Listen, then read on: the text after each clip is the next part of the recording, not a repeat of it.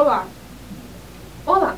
O aluno repórter dessa noite irá levar vocês até o Templo Bizantino. Iremos conhecer um pouco da cidade de Constantinopla, sua contribuição para a arte.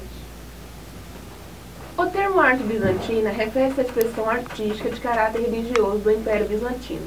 No entanto, deve-se lembrar que essa tendência artística, por meio de influências religiosas e políticas, expandiu-se pelas regiões fora das fronteiras imperiais.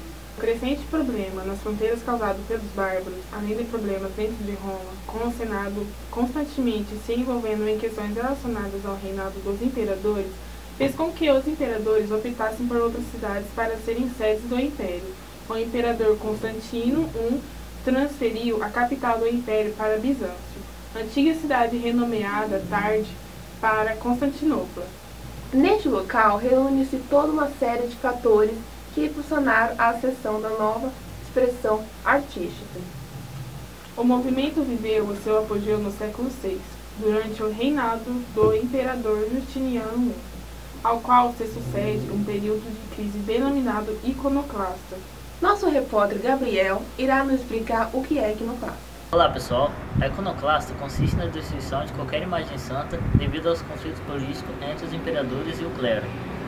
Após a crise iconoclasta, houve uma nova era de ouro da arte bizantina que se estendeu até o fim do século XV.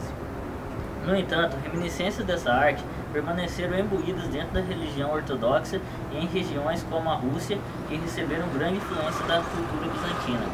Voltamos ao estúdio. Iremos agora com o nosso repórter Hermes, direto da igreja Santuário Morada de Deus, falar um pouco da influência religiosa na arte bizantina. A localização de Constantinopla permite à arte bizantina a absorção de influências vindas de Roma, da Grécia e do Oriente. A interligação de alguns desses diversos elementos culturais no momento de impulso à formação de um estilo repleto de cor e técnica. A arte bizantina está intimamente relacionada com a religião, obedecendo a um clero fortalecido que possui, além das suas funções naturais, as funções de organizar também as artes e, consequentemente, relega os artistas ao papel de meros executores. Também o imperador, assente num banco regímico teocrático, possui poderes administrativos e espirituais, sendo o representante de Deus na terra. É convencionalmente representado com uma auréola sobre a cabeça, e não é raro encontrar um mosaico onde esteja representado com a esposa ao lado da Virgem Maria e o menino Jesus. Podemos ver um pouco dessa representação nos dias de hoje, como nessa igreja, localizada no Campus 3 da UNOeste, a Igreja Morada de Deus, como vocês estão vendo nas imagens. O Hermes, do grupo Aluno Repórter, do Campus 3, Catedral Morada de Deus, UNOeste. Como vimos, a igreja teve uma forte influência sobre a arte bizantina. Nossa repórter Viviane irá falar um pouco sobre a pintura. No século V, em Bizâncio, emergiu um novo império cristão, que duraria 1000 anos, criando uma nova forma de arte nascida do cristianismo. Em Roma, nessas antigas catatumbas cristãs, há uma série de murais que datam das perseguições aos cristãos no século III e IV. São os primeiros exemplos de pintura no período bizantino. No século IV, o imperador Constantino reconheceu o culto livre aos cristãos do Império Romano. Os ícones também marcam esta primeira etapa da arte bizantina.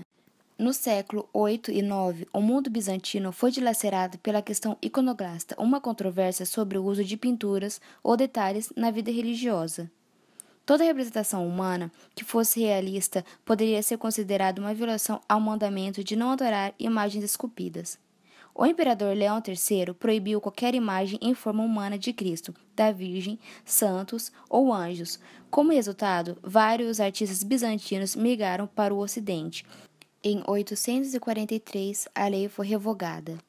Como vimos, devido a essa migração dos artistas para o Ocidente, a arte se difundiu por lá. E toda essa arte tem um significado que será explicado pelo nosso convidado especial, Carla Zampoli, especialista em arte bizantina no mosaico. Olá. Olá. Bom, eu vou falar um pouco sobre o mosaico.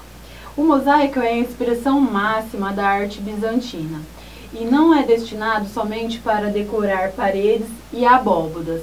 Serve também como fonte de instrução e guia espirituais aos fiéis. mostrando-lhe cenas da vida de Cristo, dos profetas e dos vários imperadores.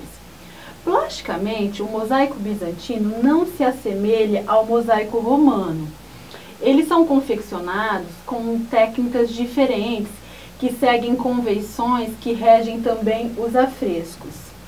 Por exemplo, neles, as pessoas são representadas de frente e verticalizadas para criar uma certa espiritualidade. O volume e a perspectiva são ignorados, porém, o dourado é utilizado com abundância, por conta da associação de um dos maiores bens materiais, que é o ouro. Muito obrigada pela participação, Carla. Obrigada. Disponham.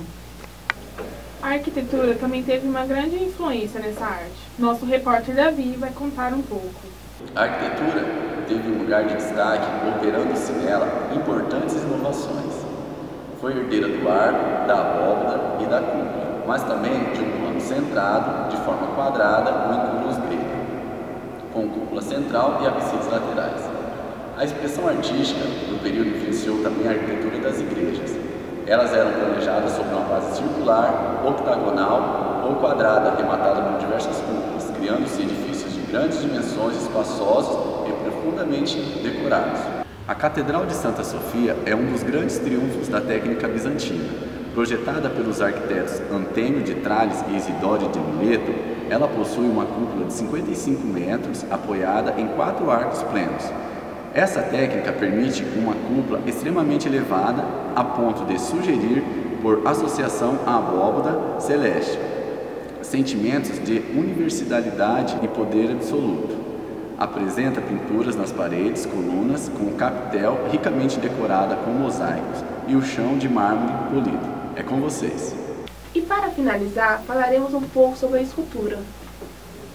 Este gosto pela decoração, aliado à aversão do cristianismo pela representação escultórica de imagens, por lembrar o paganismo romano, faz diminuir o gosto pela forma e, consequentemente, o destaque da escultura durante este período.